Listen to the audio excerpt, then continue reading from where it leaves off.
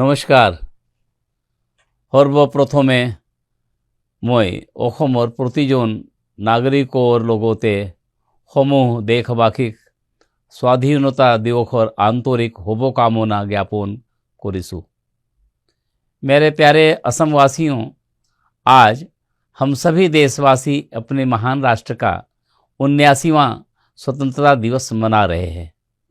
यह पावन दिन हमें उन पुण्यात्माओं को नमन और वंदन करने का अवसर प्रदान करता है जिन्होंने देश की आज़ादी के लिए लंबे समय तक संघर्ष किए, अनेक यातनाएं सही और अपने प्राणों की आहुति तक दे डाली। आज का यह ऐतिहासिक दिन हर नागरिक के हृदय में देशभक्ति की भावना को और अधिक प्रबल करता है, अपने देश के लिए कुछ कर मिटने का साहस भर देता है।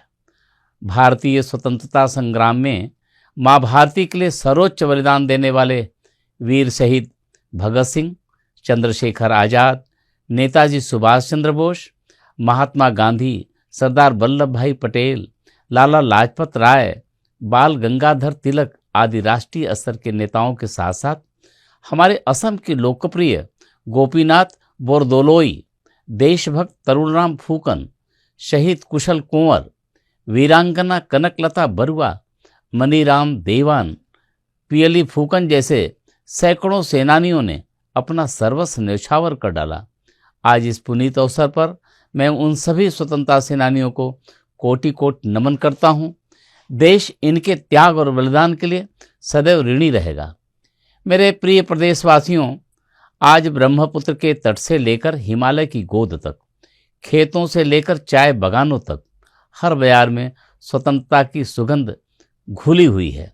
असम वह भूमि है जहाँ बहती नदियाँ केवल जल नहीं लाती, बल्कि अपने साथ साहस, संस्कृति और सौहार्द का संदेश भी लाती हैं।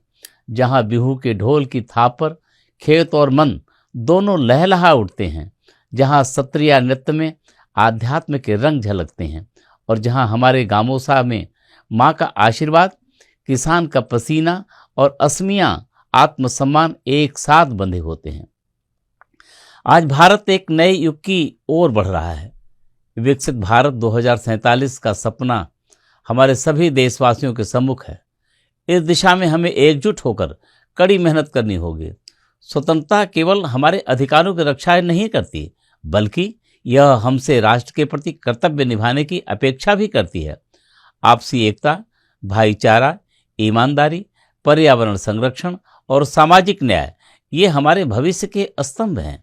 देश के यशस्वी प्रधानमंत्री आदरणीय श्री नरेंद्र मोदी जी के मार्गदर्शन में हमारा देश प्रत्येक क्षेत्र में सशक्त और आत्मनिर्भर बनने की दिशा में निरंतर आगे बढ़ रहा है। उनके दूरदर्शी नेतृत्व में राष्ट्र को आर्थिक गति प्रदान करने वाली नीतियों के फलस्वरूप भारत की अर्थव्यवस्था ने अभूतपूर्व प्रगति की है।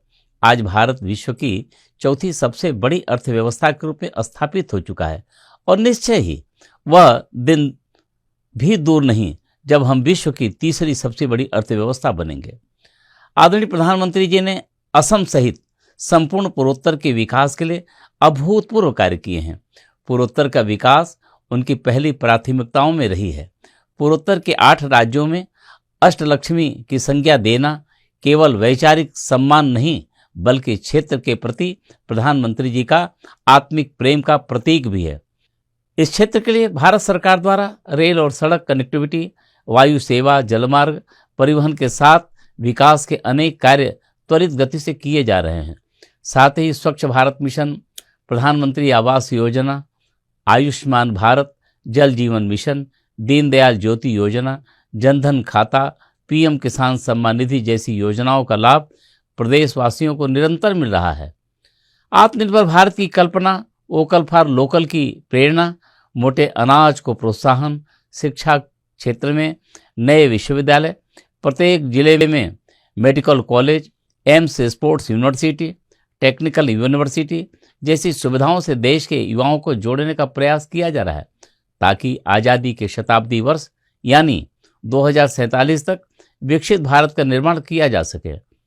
अपने राज्य के माननीय मुख्यमंत्री डॉक्टर हेमंत विश्व शर्मा जी के नेतृत्व में हमारी सरकार असम को देश के शीर्ष राज्यों में शामिल करने के लिए संकल्पित है तथा मेहनत, समर्पण और समन्वय के साथ राज्य के विकास के लिए निरंतर प्रयासरत है।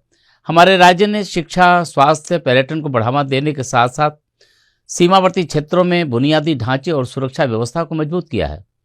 एडवांटेज असम 2.0 जैसी पहलों के फलस्वरूप राज्य में निवेश और रोजगार की संभावना बढ़ी है। सतत और समावेशी विकास के माध्यम से हमारा असम एक आधुनिक, सशक्त और विकसित राज्य बनता जा रहा है। हमें विश्वास है कि हमारा राज्य निरंतर विकास के पथ पर आगे बढ़ता रहेगा और देश के अग्रणी राज्यों में असम का स्थान सुनिश्चित होगा। मेरे प्रदेशवासियों, आज़ादी के साथ जिम्मेदारियां भी आती हैं। हर 15 अगस्त हमें फिर से याद दिलाता है कि हमें अपने आत्मनिर्भरता, समानता और स्वतंत्रता बनाए रखने के लिए निरंतर प्रयासरत रहना होगा। आज आवश्यकता है कि हम एक सशक्त राष्ट्र के रूप में हमारे सामने आने वाले सभी चुनौतियों का डटकर सामना करें। असमानता और अन्याय से लेकर भ्रष्टाचार और विभाजन तक एकजुट होकर हर वह लड़ाई लड़ें जो हमारे देश की उन्नति में बाधक हो। आइए हम समावेशी विकास, नवाचार, एकता और राष्ट्र निर्माण में अपनी सक्रिय सहभागिता सुनिश्चित करें। आपनालुको आको एबार स्वाधीनता दिवस और आंतरिक शुभेच्छा जनालूं। जय हिंद।